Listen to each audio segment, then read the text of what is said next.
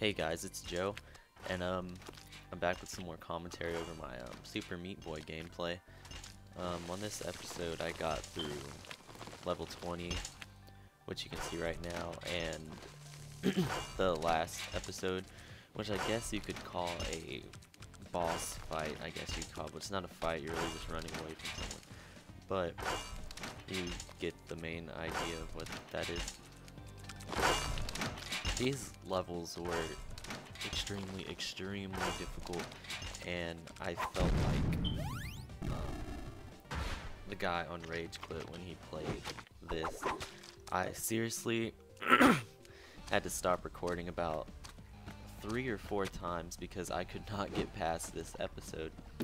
Right now we're on the cutscene. I mean, this game, for being so simple and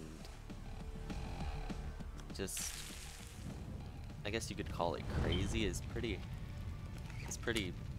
intriguing, I guess. I mean, the whole thing is about this boy with no skin trying to find his girlfriend that is made out of bandages, so I guess he needs her to survive because he has no skin, so he needs his girlfriend. I mean, it's kind of a, I guess you could call it a love story, even though it is completely filled with blood and destruction. I found that out because I watched the documentary on Netflix about indie games, and this was one of the titles they were recording and documenting all throughout their making. Well, not throughout the whole making, but throughout a process of them making this game. It was really crazy to see how much effort and time gets put into these games. And I guess if you watch, okay, I'm not going to give any spoiler alerts, but I'm pretty sure you could already find this out if you just did some research on this game. But it grossed a lot, and it was really profitable. It's good for them. But I just got past this level, this last level right here, you can see, and it was extremely difficult. I have no idea how I got so lucky as to actually get past that level. So I get through this, and I have a few more levels to go through. So I don't know how long the series is going to be, just until I beat the game. So if I'm on chapter 4, I think there's maybe 4 chapters, so there should be a few more episodes, I guess, because my first episode basically cleared through the first chapter, which was relatively easy, but I figured out very quickly that this was not the easiest chapter to begin, because it's pretty crazy. You'll see as it Chapter complete. And I guess you could say the first level is basically easy because it's an introduction to your controls and stuff. But this next, I'm really anxious to see what the 4th or 3rd chapter is like, because this chapter is extremely difficult, and I don't know how to go about doing that, because it's, I don't know, it's full of needles and just crazy gameplay, I guess you could call it, because you're basically trying to jump away from these biohazardous needles, and you're in a hole in the ground. I think I don't even know what this is. The last one, it was obvious you were in a forest, and it was pretty gory because all the squirrels would just jump into the spinning, I don't know what you would call them. It was pretty crazy, and as you could see in the cutscene with the squirrel crying or whatever, it was pretty crazy.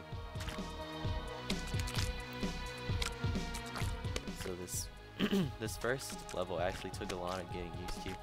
I wasn't, I mean, I'm still not quite comfortable with these controls. Maybe that's why they promote thumbs over fingers, quote unquote, because it's probably a lot easier with the controller. Right here, I barely got the Bandage Girl because I completely almost over jumped the platform I was supposed to jump on. But this this level is really fun. It took a little bit getting used to, as do all the levels, but I really enjoyed it. I really enjoy this game actually, even though it tends to be quite difficult and rage-inducing.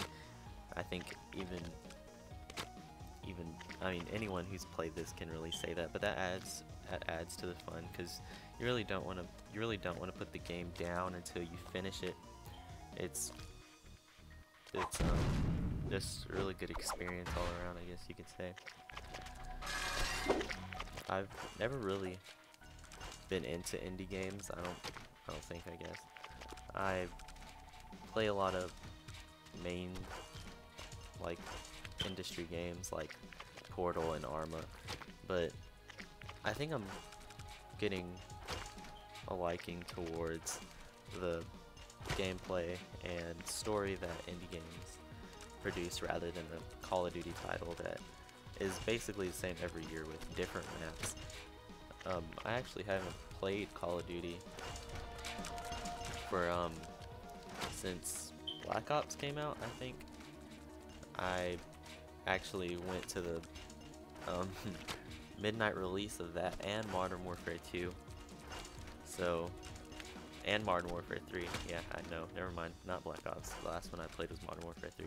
I went to 3 midnight releases, and that was when I played Xbox. I actually haven't picked up my Xbox. If you remember from the first episode, I said in about a year, because I don't know. I got tired of paying for Xbox Live, and it didn't seem worth it, I guess you could say. But yeah, I really prefer PC titles, even though this game is on Xbox, but I guess this is an exception. It's a lot more fun than, say, a Call of Duty or oh no, Battlefield's still fun. I enjoy that a lot. I think I'll be picking up that game and very soon, and I'll probably play hours and hours just like I do Counter-Strike, because that consumes a lot of my time. I think I've played like 20 hours in like past a week or something. It's ridiculous, but it is an extremely fun game, and I recommend it to anyone who hasn't played it. I don't know any PC gamer that hasn't played Counter-Strike. That is a staple, I guess you could say, of the community. And Half-Life 2. So the episode's coming to an end. See y'all later.